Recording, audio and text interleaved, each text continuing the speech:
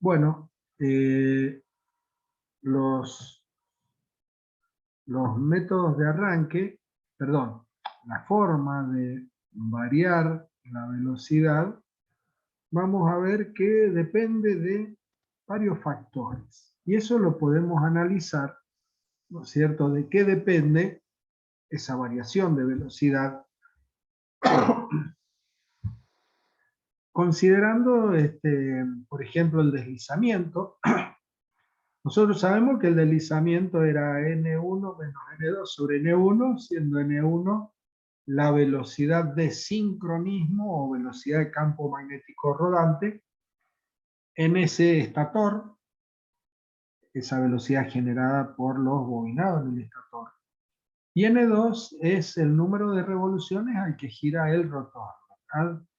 Pero también sabíamos que el número de revoluciones a la que gira el campo magnético rodante o velocidad de sincronismo dependía de la frecuencia que le estamos aplicando, la frecuencia de, ¿no es cierto?, la corriente o la tensión que le estamos aplicando al motor y del número de pares de polos que estamos generando en ese estator con los bobinados. Bueno, si nosotros acá despejamos N2, me queda que va a ser N1 que multiplica 1 menos S. Y ahora reemplazamos N1. Me queda 60 por F sobre P multiplicado por 1 menos S. Entonces ahí tenemos la expresión que me visualiza las formas en las que yo puedo variar N2. Y las formas que yo puedo variar N2 va a ser variando la frecuencia, variando el número de pares de polos. Esto depende, lógicamente, de los bobinados del estator. Y también puedo variar la velocidad modificando el deslizamiento. Bueno, este deslizamiento vamos a ver que lo podemos variar de varias formas, ¿eh? Bueno, muy bien, entonces acá tenemos los, los métodos de variación. A ver un segundito.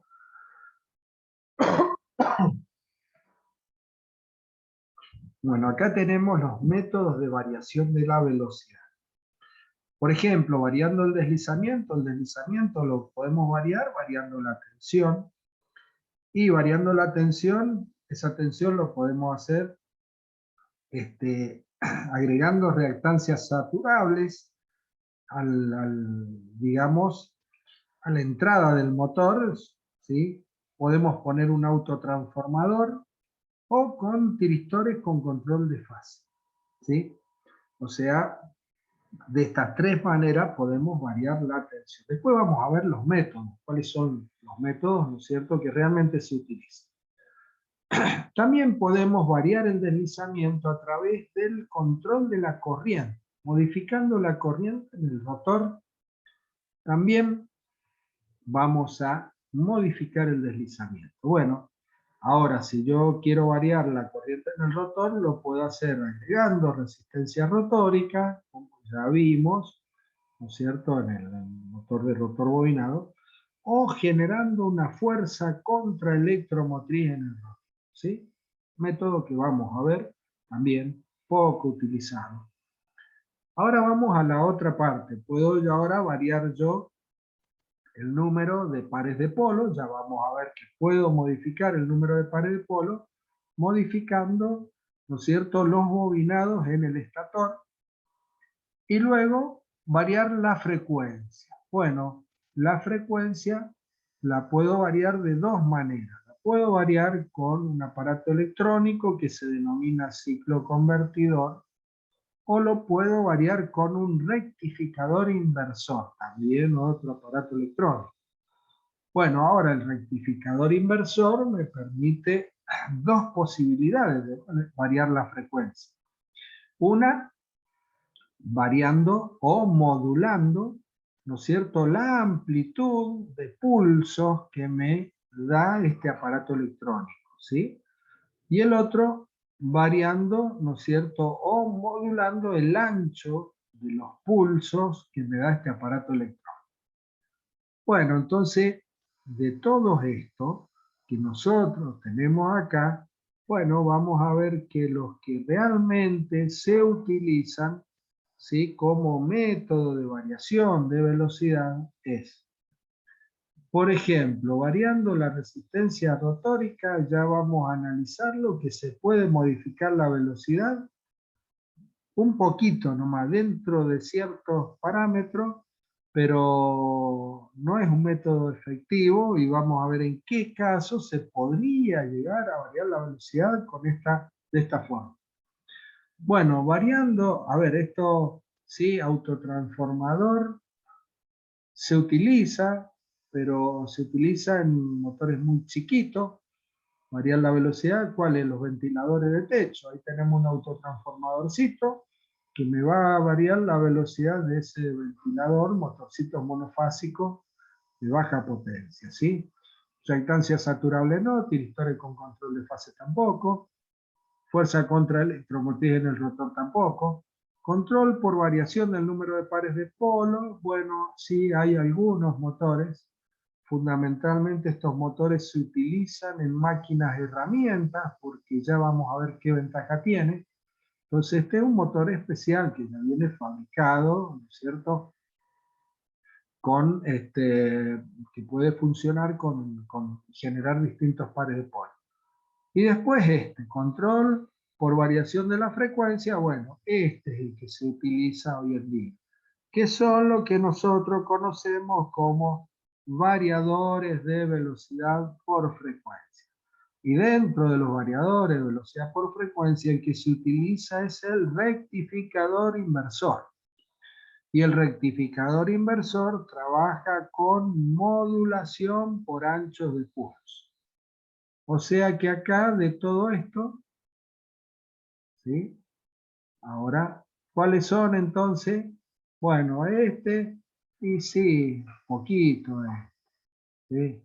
Pero el que más se utiliza es este. Por ahí el anterior, vuelvo a repetir, solamente por ahí aparecen en algunas máquinas herramientas. Control por variación de la frecuencia, rectificador inversor, modulación por ancho de pulso. Este que está acá. ¿Sí? Bueno, esto es lo que vamos a analizar y en lo que nos vamos a detener. Los otros los vamos a ir pasando rápidamente. Bien. Bueno, acá vamos a hacer una reseña histórica también, siempre para ir entrando un poquito en tema, ¿no es cierto? Porque, a ver, esto que nosotros tenemos ahora, hace, ¿sí?, unos 30, 40, 50 años atrás, esto no existía. Entonces, ¿qué pasaba cuando había que variar la velocidad? Y cuando había que variar la velocidad en forma así continua, ¿no es cierto? Una variación, un rango amplio de variación de velocidad, y no se podía utilizar un motor asincrónico de corriente alterna. Se utilizaba un motor de corriente continua. Pero bueno, acá llega, ven, 1957, llega el tiristor. Entonces, ¿qué es lo que pasa? Bueno, a medida, ¿no es cierto?, que se fue desarrollando todo lo que es la electrónica de potencia, aparecen, ¿no es cierto?, los GTO, tiristores activados por compuerta. Después vienen los IGBT. Los IGBT son los que utilizan internamente los variadores de velocidad por frecuencia. ¿Qué es lo que son los IGBT?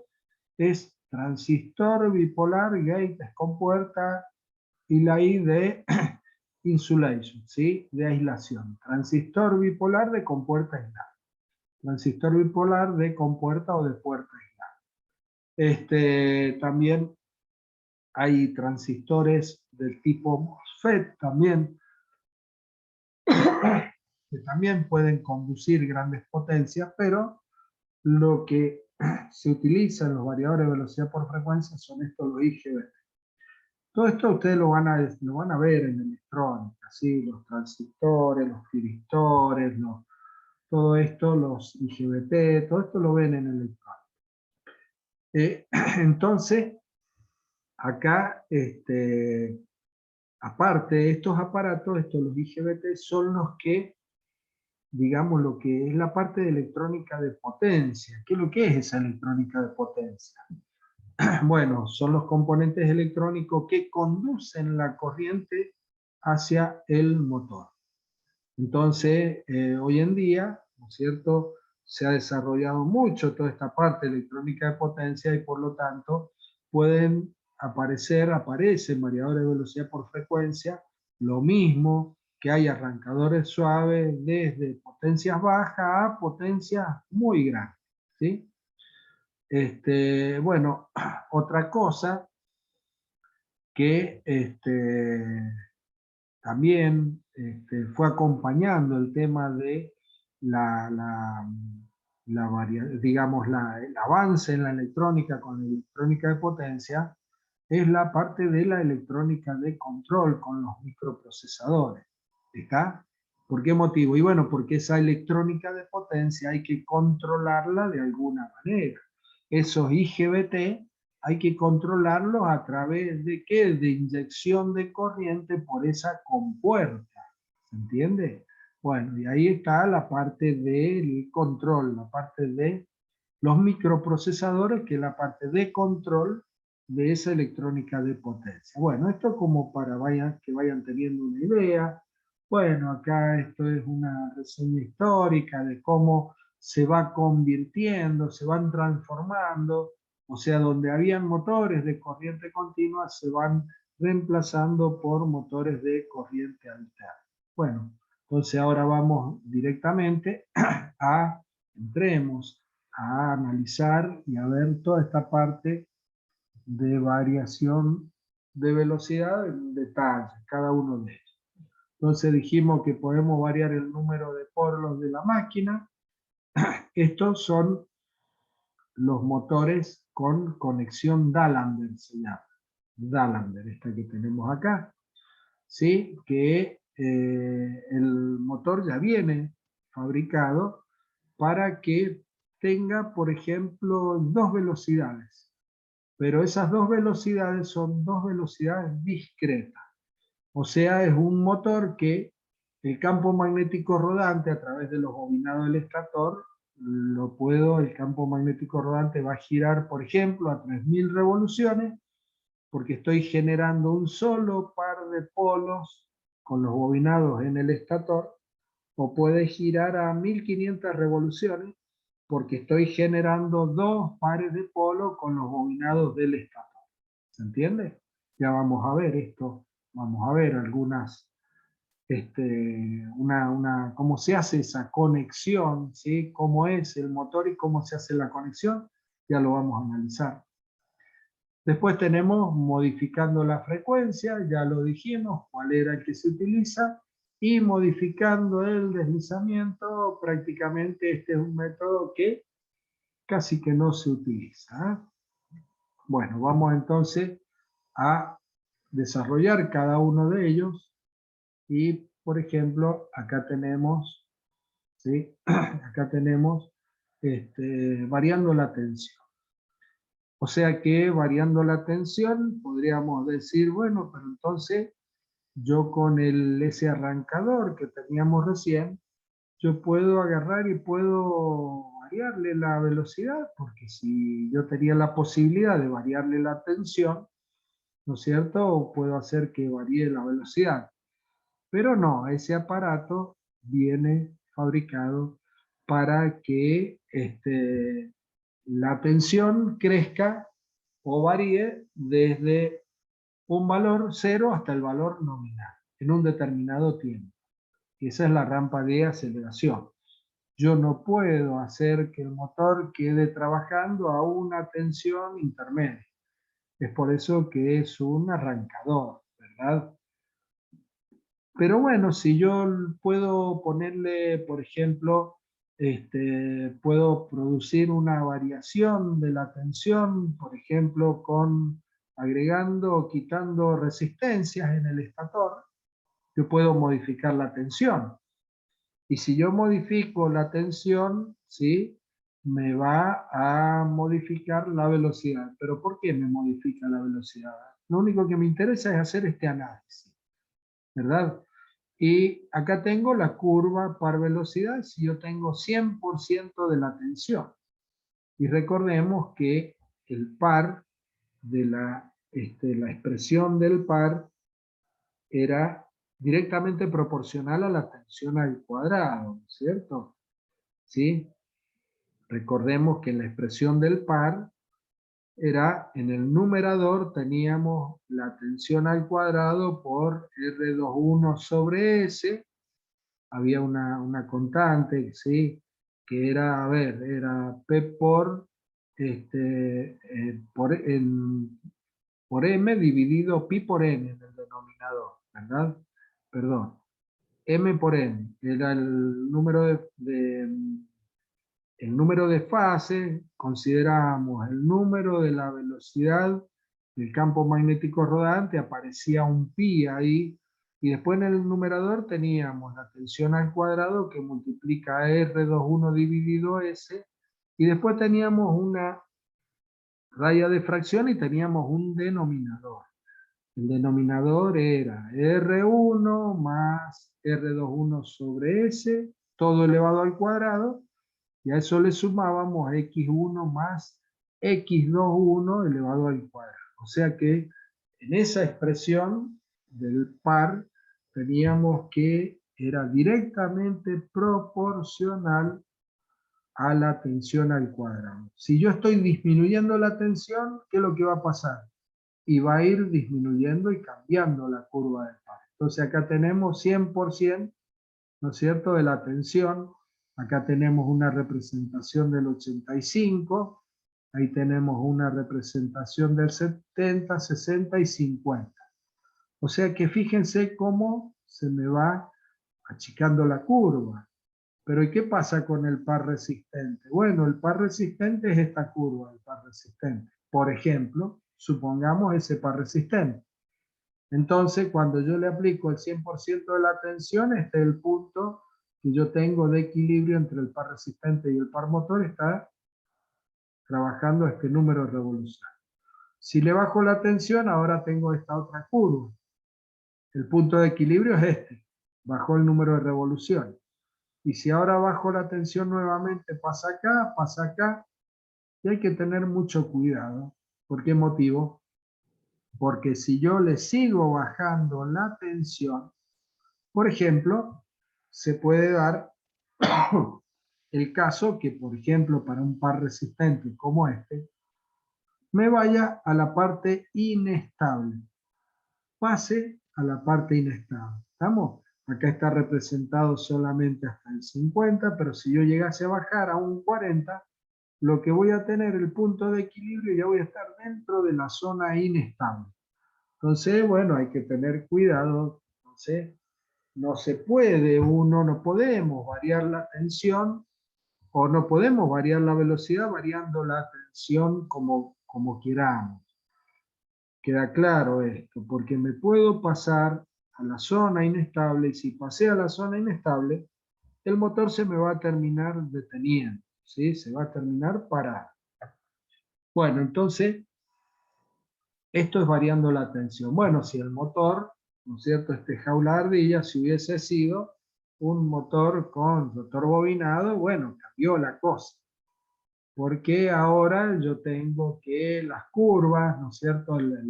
Acá están, bueno, estas curvas, habría que haber representado alguna curva, ¿no es cierto?, con el par máximo así hacia arriba, pero no importa.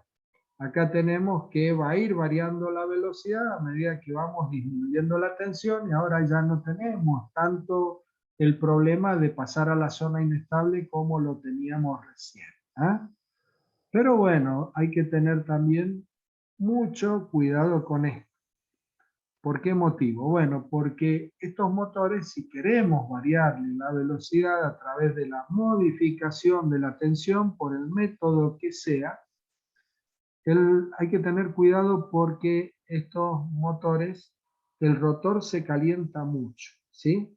Se calienta mucho, pero ¿por qué motivo? Bueno, veamos, acá tenemos la expresión del par, ¿sí? 30 por la potencia, este sería el par electromagnético. magnético, 30 por la potencia síncrona, dividido pi n1. ¿Estamos? Las pérdidas en el cobre, recordemos que era la potencia síncrona multiplicado por el deslizamiento. Estas eran las pérdidas en el cobre del rotor. Entonces, si yo de acá despejo P12, el N pasa multiplicando con el tau, bueno, voy a tener una constante. Y las pérdidas en el cobre ahora voy a reemplazar acá el P12 por una constante que tiene esos números, tau, N y S. O sea que fíjense que las pérdidas en el cobre dependen del par, depende de N1, bueno, N1 no cambia, es la velocidad del campo magnético rodante del estator, y depende del deslizamiento. O sea que para velocidades bajas, si yo quiero ahora que el motor trabaje con velocidades bajas y con pares elevados, yo tengo que tau va a ser grande y si la velocidad baja, el deslizamiento es grande. ¿Y esto qué significa? Que las pérdidas en el cobre van a ser grandes. ¿Eso qué significa? Un sobrecalentamiento del rotor y aparte de eso significa mucha pérdida de potencia por efecto Joule en ese rotor. O sea que me da una variación de velocidad de ese motor de bajo rendimiento. ¿Eh? Aparte de los problemas que ya acabamos de ver con respecto a la tensión, también aparece ese bajo rendimiento de variar la velocidad de esa manera. Bien, entonces por eso que no se utiliza. ¿Estamos? No se utiliza. Estamos hablando de lo que se utiliza normalmente a nivel industrial. Estamos hablando siempre mirándolo desde ese punto de vista. Bueno, con autotransformador, variar la velocidad con autotransformador se utiliza y sí, se utiliza. ¿En dónde? En los ventiladores de techo. Listo. Son ventiladorcitos pequeños. Ahí se utiliza un autotransformador y ese autotransformador va a tener una doble función. Me lo va a hacer arrancar y también le va a variar la velocidad. ¿Ah? Bien. ¿En motores grandes se utiliza? No, no se utiliza de ninguna manera. Reactancia saturable. Esta reactancia saturable, ¿qué es lo que es? Bueno, es ahora modificar, o sea, es un método de tensión reducida. Seguimos hablando de método control por variación de la tensión. Entonces ahora ya no le ponemos resistencias acá, porque yo podía bajar la tensión, disminuir la tensión del motor, poniendo resistencia, todo eso me da un bajo rendimiento. Decimos, bueno, no le pongamos resistencia, hagámoslo con reactancia. ¿Por qué motivo con reactancia? Bueno, porque si yo puedo modificar la reactancia de un bobinado, yo no estoy modificando la resistencia. Entonces no tengo pérdida de calor por efecto Joule. Entonces sería una forma de modificar o disminuir la tensión, ¿no es cierto?, sin pérdidas de potencia, modificando una reactancia. Bueno, entonces ahí tenemos un esquemita, son 3 reactancias, o sea que lo que sería una reactancia con núcleo de hierro. Entonces esa reactancia, o sea que, fíjense que la corriente que circula hacia el motor va a circular por esa bobina. Entonces esa bobina es una bobina con núcleo de hierro y aparte tiene un controlador. Este controlador, ¿qué es lo que es? Es otra bobina en la que se lee el sistema de control, le inyecta una corriente, haciendo que ese núcleo magnético se sature. Si el núcleo magnético se sature, ¿qué es lo que va a pasar? Estamos modificando el valor de esa reactancia X. Y si estoy modificando el valor de la reactancia X, estoy produciendo una mayor o menor caída de tensión, por lo tanto le estoy aplicando una mayor o menor tensión al motor. ¿Sí? Bueno, listo, hasta ahí nomás. ¿Por qué motivo? Porque se utiliza, esto es un método que se encuentra en todos lados, no, es un método que está, que existe, pero que tampoco se utiliza. ¿Estamos? Bien. Control por Profesor, variación. Sí, a ver, ¿alguien va a preguntar algo? sí, ¿podría repetir brevemente qué es lo que ayuda a que no se genere efecto Joule? Y O tanto efecto porque de estás Joule. modificando el valor de X. ¿Sí? ¿Ves acá? ¿Qué es lo que tengo ahí? Una bobina con un núcleo de hierro. ¿Está bien? Sí, Entonces, si vos saturás el núcleo, lo que estás haciendo es modificar el valor de X, la reactancia de la bobina. ¿Se entiende? sí, ¿Sí? perfecto. A ver, XL, pongámosle, que es 2pi por F por L. ¿La frecuencia se está modificando? ¿La frecuencia? No, está aplicada la tensión de la red con la frecuencia de la red. Lo que estoy modificando es el valor de L. ¿Se entiende? Y ese valor de L lo estoy modificando porque estoy saturando o no ese núcleo. ¿Y cómo hago yo para saturar un núcleo? Y lo hago, ¿no es cierto?, a través de la circulación de corriente por otra bobina. Es decir, el sistema de control, ¿sí?, hace que en ese circuito magnético donde yo tengo esta bobina, que es la que me conduce la corriente al motor, por esa bobina, ¿no es cierto?, esa corriente genera un campo magnético, genera un flujo magnético en la bobina, perdón, en el núcleo. Ahora, si yo tengo otra bobina por la que le estoy inyectando otra corriente, estoy generando otro campo magnético. Entonces, dependiendo del valor de esa corriente, va a ser el campo magnético que estoy generando y por lo tanto, estoy saturando más o menos ese núcleo. Y al saturar el núcleo, estoy modificando el valor de la inductancia L. Y si modifico el valor de la inductancia L, estoy modificando XL. Y si modifico XL, estoy modificando la caída de tensión que produce esta bobina. De esa manera estoy modificando la tensión que le aplico al motor. ¿Se entiende? Sí, profesor. Sí, Muchas profe. gracias. Bien. Bueno, bárbaro. Entonces, por eso que ahí aparece como este sistema de control que es el que me hace saturar, ¿no es cierto?, en mayor o menor grado ese núcleo. Pero bueno, esto también no es un método, y un método, digamos, no es un método común, no, esto prácticamente también no se utiliza.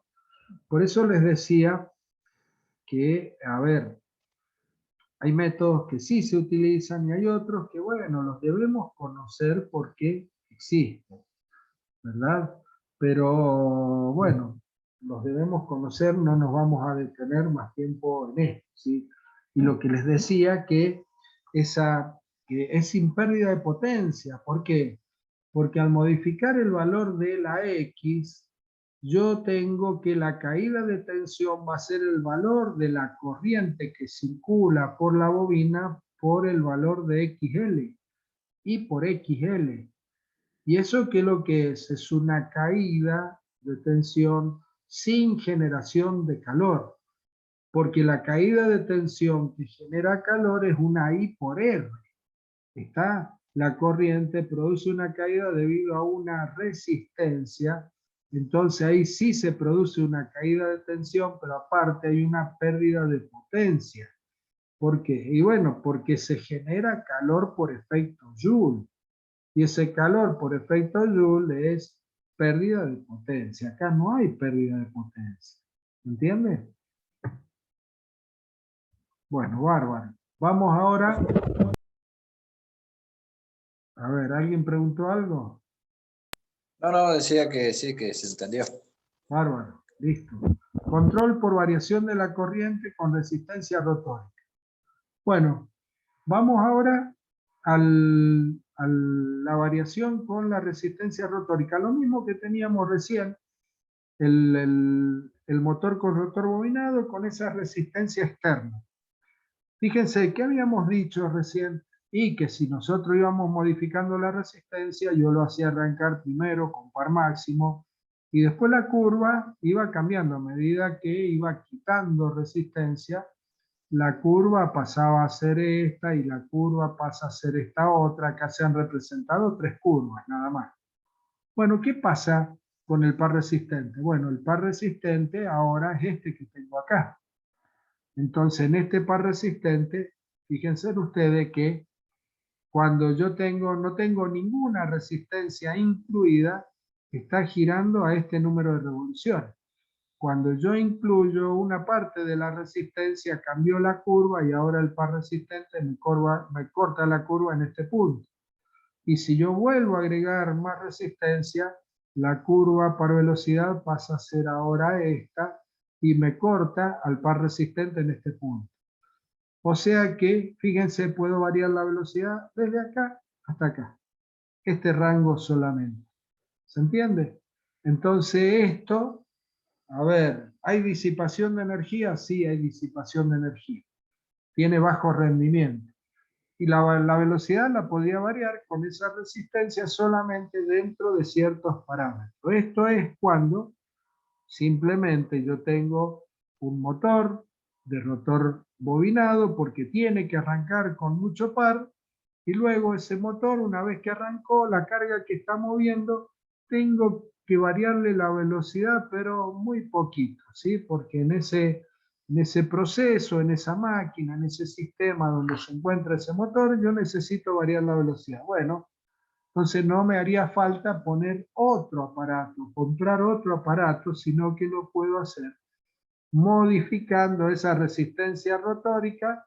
Tiene bajo rendimiento, pero bueno, lo voy a poder hacer. ¿Se entendió? ¿Esto es muy utilizado? No, tampoco, no es muy utilizado. Bueno, Profe, sí. una consulta. ¿Ese sistema que es igual al que se usa para el arranque, es exactamente el mismo? ¿O No, es lo mismo, es la misma resistencia que teníamos recién ahí en el rotor, viste que la variábamos. ahora sí? ¿Sí? Bueno, Sí, sí, sí. variando esa resistencia le vas a poder variar la velocidad. Bueno, bien. Bueno, bien. Bueno, control por variación de la corriente, seguimos en el mismo análisis. Nada más que ahora, en vez de hacerlo en forma manual, como decíamos recién, esa resistencia, esto se puede hacer en forma electrónica. ¿Está? Eso se puede hacer en forma electrónica. Bueno, ¿cómo estamos? Bueno, no llegamos. Bueno, esto lo dejamos acá.